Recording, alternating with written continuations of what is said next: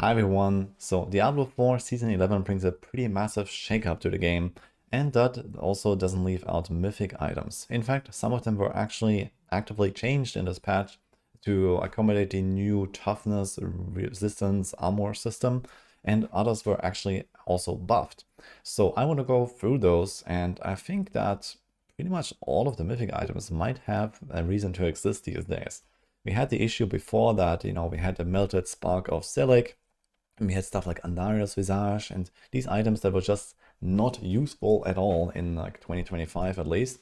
And some of them were useful in the past. We did have an Andariel rogue build, for example, that people loved back in Season 5. Tyrael's was really good at some point because it gave you so much toughness. But now, yeah, people have kind of forgotten about these items and they were usually a kind of feels bad man moment.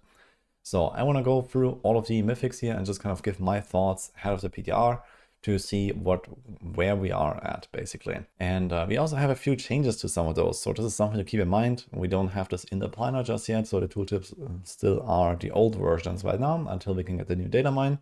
But we have the new updated effects here. And one in particular to start with here, probably the most interesting one, is the Melted Heart of Selig. I think that is actually going to be one of the top tier items in the next patch, thanks to this new effect it has gotten now. This is effectively the mana shield from Season 10 from the Zorks, but now everyone can have this. This item is also the main reason why suddenly in the patch notes you see all these like effects are being kept. For example, Inner Sight now says it doesn't fill your energy anymore, it only gives you 300. Or Beastfall Boots can now only consume 500, or Rod of Kapaleke can only consume 500, and so on. This is all thanks to this Melted Heart change, effectively. Because if you look at this stat line here, it says each point in primary stats increases your primary resource by 3%. That's a lot of percent. So a typical build in late game has something like 2 to 2.5k or so main stat.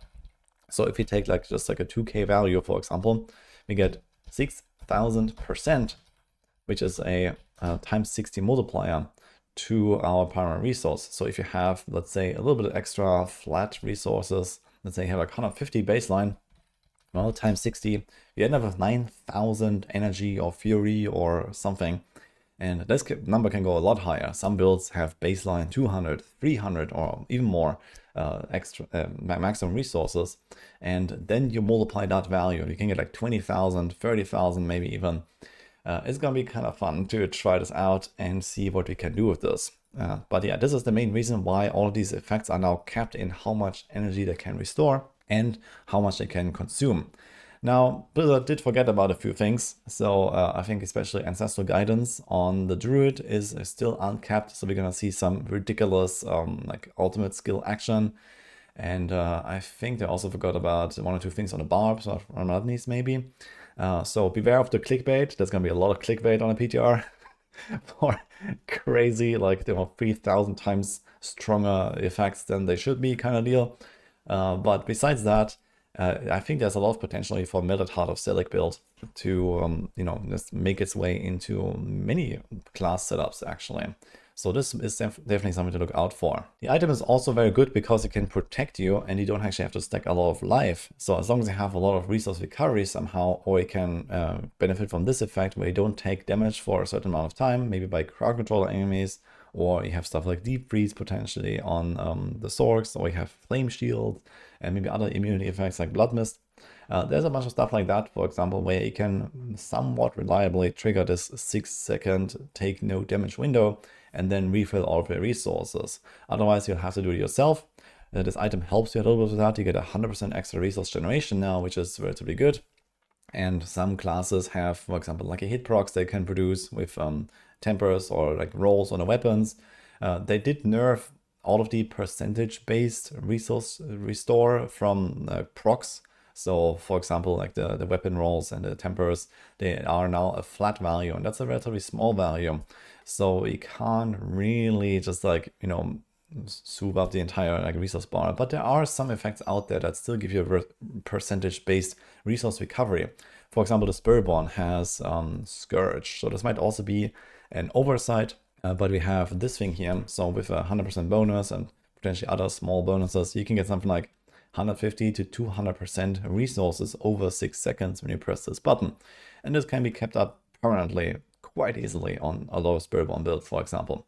So we might see this also being capped at some point, but I guess on the PDR we might actually see Spiritborns playing with this and just being like immortal thanks to the Melted Heart. And there is definitely some synergies here with basic builds, with adaptability aspect, or Kabaleka builds with, you know, having a much inflated resource bar.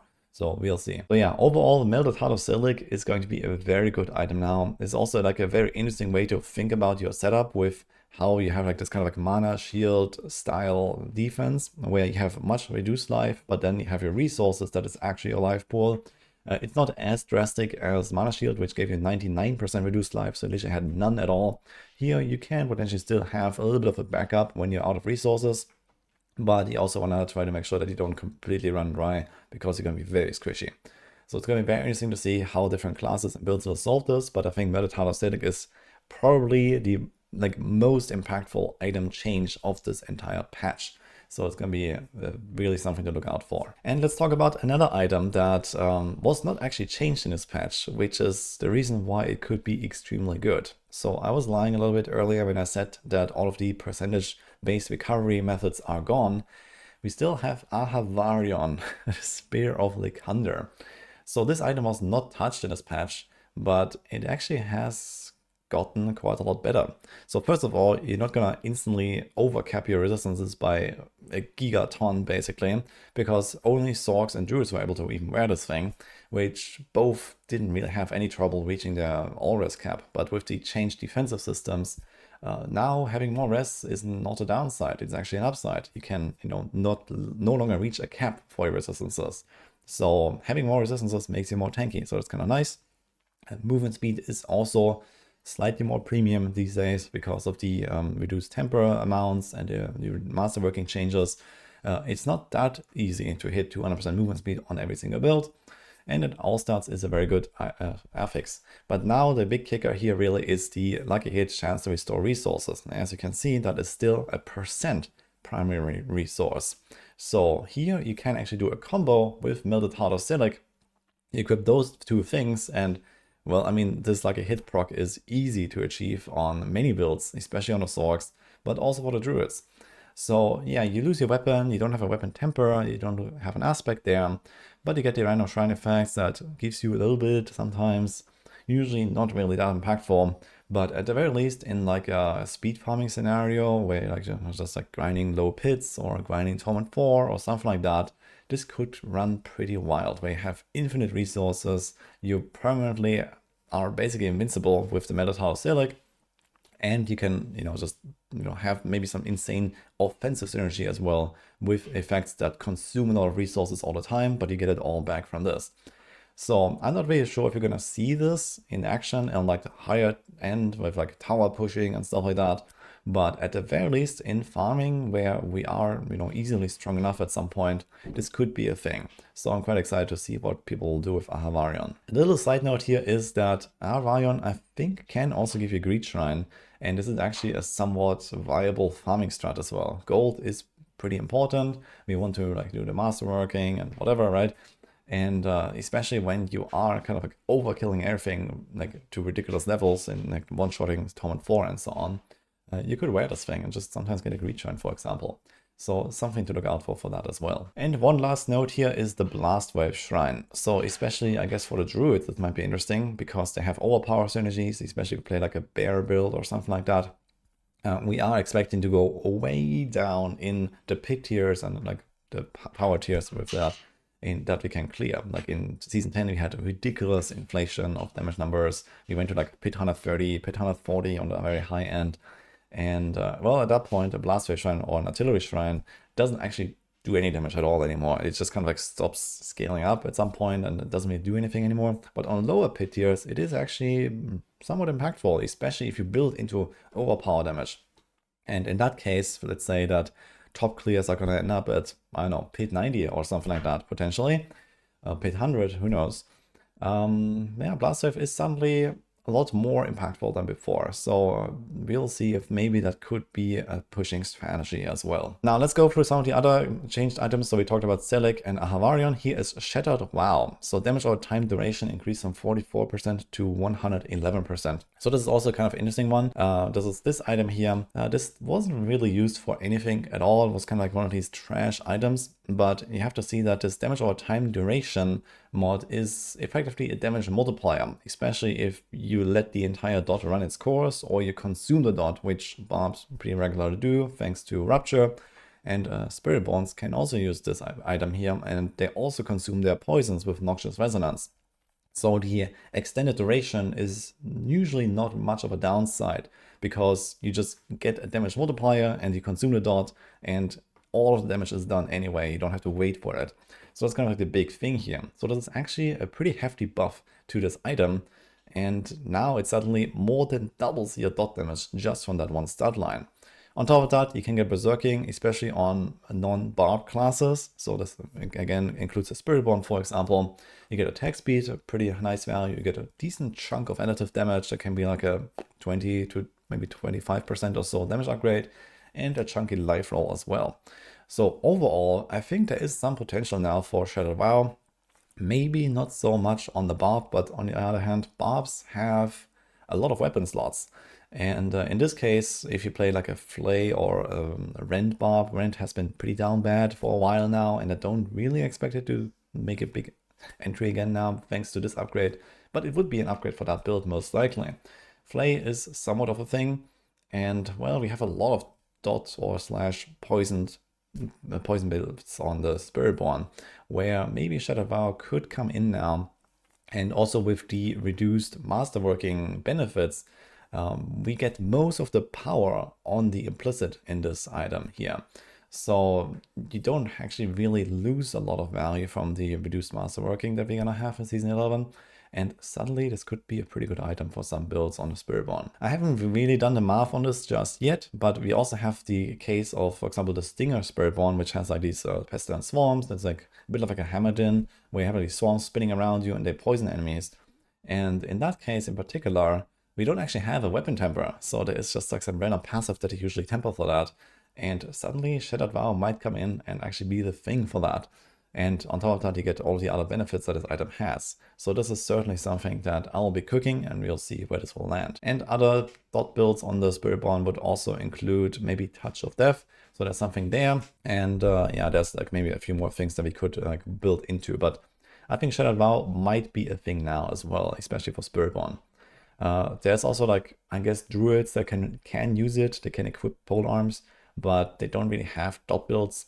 So don't really see much happening there, and Rabies is way too far off to really have a chance just because of this. Now next, let's talk about another changed item. This is mostly just a result of the defense changes. Tyrael's Might, so all resistance updated to 80 all resistance. I don't know if that is a good value or a bad value. In general, I'm not sure if like the values are shifting for resistances or whatever they will do. I guess we'll see on Tuesday.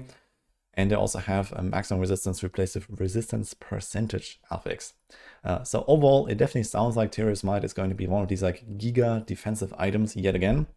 And well, I do want to highlight that Tyrael's Might used to be like the #1 item in the entire game in Season 5, effectively. Because, well, monsters were hitting pretty hard. If you guys have not played that, well, this was the introduction of Infernal Hordes, and we had some pretty nasty enemies there. And we also had, I think, Tormented bosses introduced at that point that were like way tankier and way harder than the normal bosses they could summon.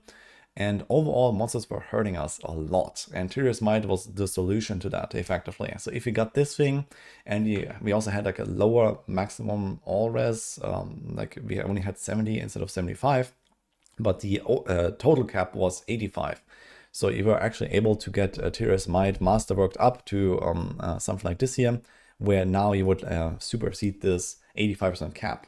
And that alone would make you twice as tanky against elemental damage if you had something like this here. And then you still had this damage reduction mod here, for example. So you got twice as tanky and almost another twice as tanky against everything. So it was pretty crazy, TLDR. And well, in Season 11 we have monster reworks, more elite affixes, In general, it sounds like fights are longer, the game is slower, there's more stuff that enemies will do to you, they're harder, better, faster, stronger, and so on. Full Daft Punk monsters, basically. And, well, Tyrael's might suddenly be really good for that. So I'm definitely expecting to see people run with this, especially if you somehow cannot squeeze in a lot of other DR or other life rolls, or you don't run the Selig and so on. I'm definitely expecting Tyrael's might to make a return here. But I guess it remains to be seen how hard the game will actually be. It definitely sounds like there is potential here. And then we have Andariel's Visage. It kind of follows the same line of thinking. So first of all, they removed the inherent poison res affix, and then they changed the maximum poison affix to 666 poison resistance, which does sound like a lot. So again, in the patch notes, there was not really a mention of like all res values shifting or something like that. So this sounds like this might be a 10 times higher res value than you normally get on a typical roll. So effectively, this sounds like you're gonna not take any poison damage at all, pretty much. You can stand in the poison explosions. I totally expect that they will just scratch you and that's it. So this is one thing. So one of the 6 different elemental types you are just going to be like nearly invincible against just from having Andariel's Visage equipped. And then there's another thing on it, which is life per hit. So life per hit is start coming back regularly on items. So we'll see how high this will roll. But at very least in the past, when you had Andariel equipped and you took any sort of damage and you had a typical kind of like multi-hitting build, you'd get instantly full healed, no matter what, basically. So the recovery was not really necessary in the last few seasons because defenses were like whatever, no one cares, and healing was easy to achieve. But this has shifted now. They have, cut back on healing, they have cut back on defenses and made enemies harder. And I also expect that some builds might, at the very least, not be sad about equipping Andariels temporarily, maybe until you fix your defenses another way. But it sounds like it could be a very good item that you just throw on and it's gonna feel good. It's gonna have all the life in the world and you never worry about your recovery as long as you have this thing on your head. So I'm definitely kind of like holding my breath as well to see people maybe run this. The attack speed roll is also relatively nice. So 30% is a pretty decent chunk. It doesn't really make up for loss of like Perdition, for example, or so. But especially on builds that don't actually benefit from all of the effects that a Perdition or a Shako can give you, like maybe you don't care about the skill ranks very much on the Shako, or maybe you're not really running a core skill build, so there's also core skills on Perdition. So if those things are not a consideration, then the gap kind of closes a lot between those mythic helms, and Andariel has a lot of this recovery, which could be very useful. Another thing to note here is also that the lucky hit effect, the Poison Nova, also is kind of gaining a bit in value. So everything that is not directly skill rank based or some kind of core skill synergy or whatever kind of skill synergy has received a little bit of an upgrade in this patch, comparatively at least, because we now no longer have like 30 ranks in our core skills. You're gonna see like maybe 12, maybe 15 or so. So the overall scaling that you can put into core skill ranks due to the masterwork changes is much lower. And it means that everything that is not directly a skill effect, like sub-skills, Pestilence Swarms that I've talked about earlier, random shocking impact Sorks, whatever, these kind of things, and also Andariels and Azure Wrath, Thorns builds, all this stuff is now suddenly improved as a result. It's also worth highlighting that, for example, on the Rogues, they just upgraded the Deadly Ambush passive to now give you a dot bonus, for example. So maybe we're even gonna see like a real Andariel's poison build again on the Rogue, for example. Or maybe, the combo between Shattered Vow and Andariel's, and we're going to see some Andariel Spiritborn. I actually used to maintain a version of that for several seasons in the past as a kind of like a solid, like mid-range build or so. And maybe that is also now moving up a little bit. Anyway, let's move on to talk about some of the other mythics. So these are all of those that have been changed, and then there's a bunch that are unchanged. So let's talk about Starless real quick. Well, Starless is pretty good as always, but keep in mind this has a lot of really valuable stats for most builds. And again, Masterwork changes means that you're not going to improve all these stats as much anymore. In particular, the core skill ranks that I just described, you're not going to have like 6 or 7 ranks of core skills anymore. You're going to have 2 or 3, and that's it. So this is definitely a bit of a loss there. And then, the attack speed is a very high roll that is not going super crazy anymore if you Masterwork it, for example. The crit chance is also a relatively decent roll, and so on.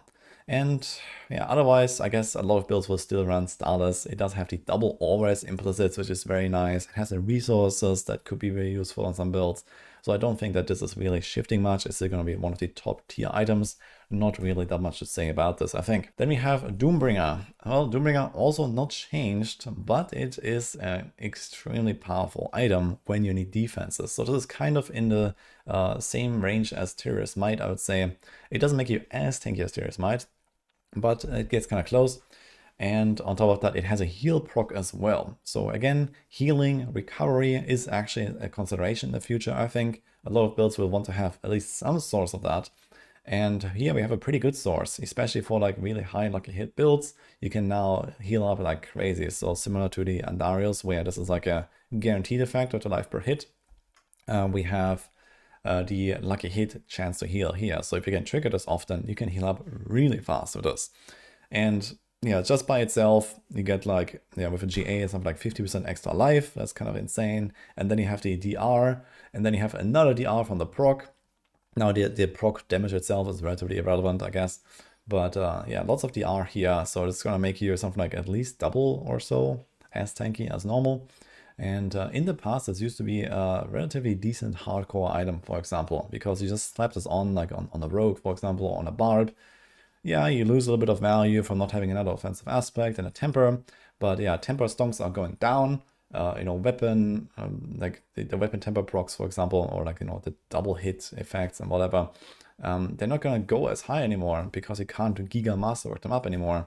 But most of the power of the Doombringer is still preserved in this patch. So I definitely expect that people might equip this thing to be more tanky and just kind of like solve the defenses this way as well. And what else do we have here? Heir of Perdition. So I expect this still to be like one of the top tier items. This also is like included in many builds out there. But again, it has really high stat ranges on a lot of good stuff. And now with reduced masterworking, it definitely has lost a bit more value than some other items out there. So there might be a bit more competition now on the helm slot. I did talk about Andariel's. Shako is also there if you need, like, for example, the armor or the defense and so on, or if you don't have a core skill build, but you have maybe other skill ranks that you can benefit from, or you need the cooldown. So there is definitely a reason to run the Shako. Here for the cooldown, you can now guarantee the 30% GA cooldown, for example, with the masterworking GA, and you can get a bit of extra value there. But yeah, so Perdition still really good, but also core skill ranks going way down, for example. And since you mentioned the Harlequin Crest here, just one thing to note is that, yeah, it is still very good. Defenses are more important than before. So I think that we're gonna see more people running Harlequin, where maybe it would be still an offensive upgrade to go Perdition, but maybe it's close enough and you really want the extra defenses, and then you go for this. Or well, you need all the cooldown they can get, right? So something like Evade, Spiritborn, or maybe some stuff on the Swords and so on. There's definitely a bunch of builds where you need to hit specific cooldown breakpoints. And in that case, you're also going to go for the Shako or even resource breakpoints. If you're talking about, let's say, something like a Death Trap Rogue or so, you might want the entire package, basically. So there's certainly some builds where you have to go for Harlequin in order to actually achieve making a build. But it's also worth noting when it comes to the cooldown reduction, yeah, you can get a guaranteed GA now and make this a 30%, but this is it. And previously, the maximum cap of a Harlequin was 54% cooldown reduction. That was ridiculous. And for example, just having a triple masterworked non-GA with the 44 compared to a GA triple masterworked with this 10% extra, this is roughly the value of like 3 other cooldown rolls across your entire gear, like a focus, an amulet, and I know, like a random like Tarasha's ring on the sword, for example, just because of this exponential scaling of reduction effects. The closer you get to 100% reduction of either resources or cooldown or whatever, well, the more value each percent has. And Shako actually got to a point where those individual, like, this 10% cooldown was so powerful that it really shifted builds in a big way. And now you're not getting anywhere close to that at all, because the maximum you will now get is, well, 30. So that is a huge downgrade for builds that were really going all in on cooldown reduction. And this is also worth noting here for Harlequin Crest. So it does have some gained value because we have less skill ranks, so this is more impactful. We need defenses more often, so this is more impactful. But on the other hand, yeah, this insanity of cooldown reduction is no longer happening. Then we have the Shroud of False Death. This remains a really powerful item, potentially even better than before. Hard to say. I think realistically we're gonna see just as many Shrouds as we used to, minus the fact that Tyrael might show up a little bit more often as I described earlier. But yeah, the +1 to all passives is still ridiculous. The passives were generally not really changed across all the classes, just some little tweaks here and there. So the overall value of this item remains roughly what it was, which is usually in the range of like a 50 to 70% DPS upgrade just from all of the little things you get from all the passives. Plus you get a bunch of utility stuff, you get a bunch of defensive stuff. And the masterwork changes don't really affect it too much. So the all stats is kind of whatever. You're still gonna use that and probably just hit all of the Paragon nodes just because of this thing. And then you have the life rolls. Okay, you can't really like Giga Masterwork that up anymore, but it's still a pretty chunky life roll. So this is not bad at least. And usually you get a little bit of defensive value from the passives too. So Shroud of False Death, still very powerful, but it might get a little bit of competition if you need the extra defense from going Tyrael's Might. So this is kind of what I expect to see here. And also worth noting that resource generation is on its thing, and the all stats also gives you more resource generation because that's usually an off stat for all of the classes pretty much. So you have kind of noticeable amount of extra resource generation, especially if you add a bit of a GA on this thing or something. Well, suddenly you have a bit of like resource stonks here. And if you're talking about Path of Selig builds, where you might not necessarily include something like Ahavarion, well, suddenly resource generation does matter quite a lot, because you need to get all of it that you can in order to fuel your mana shield engine, basically. So in that case, you actually have a very positive reinforcement here. And we are almost through. Here is the Grandfather. So Grandfather remains relatively unchanged, I guess, with like the overall value of it. So usually it's the Barbs that run this thing. Necros, probably not very much. These are the only two classes that really care about this, I think. And well, the effect is still a double damage effect, as long as you can hit 100% crit chance. That being said, hitting 100% crit chance has become more difficult now, thanks to the masterwork changes. So Perdition cannot give you like insane, like 54% crit chance anymore, for example. You're gonna have less crit chance on your rings and gloves and so on. So even getting to 100% crit chance is gonna be a bit more of a struggle. But if you do, then you get a straight up double damage upgrade from this effect. And it has a very good stat line. So similar to the Shroud, it has the all stats. It gives you like all the Paragon nodes. It gives you all these like little perks, like a bit of extra resource, a bit of extra healing, and so on. So that is kind of nice. It has a lot of life. The resources could be helpful for some builds. And for example, also again, a synergy here with Path of Selig. You have maximum resources, and then that gets multiplied by the extra resources that you get from the Selig. So this could potentially like really boost your build like that as well. But I guess it's gonna still matter like, okay, what can we actually put on our weapon slot instead? And yeah, this will be mostly a Barb thing where you just have so many weapons and you're just gonna throw in the Grandfather. There's another thing to consider though, which is sanctification. So season 11 brings us more offensive aspects that we're gonna throw in our gear, which is gonna be an issue for buffs at some point, where you just have too many aspects. So it could be something like, you don't really want the Grandfather, but at some point you sanctify your gear, get all of the aspects you want anyway, and then you're gonna swap out your legendary weapon for a Grandfather because you just can't go any further anymore with a legendary. So this could be a thing where at the very high end, at some point after you've done all of that stuff, you actually swap in kind of like an inferior choice with the Grandfather, but it actually ends up being better because it's a unique, it's not another legendary aspect. But I guess we'll see how this will play out. And lastly, we have Nesekem the Herald. So this is a Spiritborn exclusive item because it's a glaive. So only that class can run this. And well, to be honest, I don't have anything positive to say here. This remains as crappy as always. Well, it does have like these like really high stats. It has, you know, like really good rolls and stuff like that. The effect is just not really it. Overpower was nerfed like 2 seasons ago. It's not what it used to be. So this effect is kind of whatever. Guaranteed crits is not too hard to achieve, but I guess something somewhat relevant for Spiritborn in particular, because getting to 100% in other ways besides like Capeleke, for example, is not that easy. So this has a bit of value here, and then Vulnerable has like no value at all by itself. But the problem is that we just don't really have builds where this can really fit in. So, we have the core skill builds, which are Capeleke based. So you need to run another weapon to even play those builds in the late game. And Capeleke is just way stronger than this thing anyway. So this includes basically, all of the core skills here. Okay, there's a Balazan Rake, for example, which definitely doesn't want that thing because, well, what are you going to do with like crit and overpowers there anyway? And then you have Payback, which requires Capeleke to even be played at all. The same kind of goes for Touch of Death. And also, like, the mark here is only on one target and only for 10 hits. So most Spiritborn builds hit one target a lot more than that. It's potentially like 100 times per second if you're talking about Quill Volley, for example, or Thrash or so.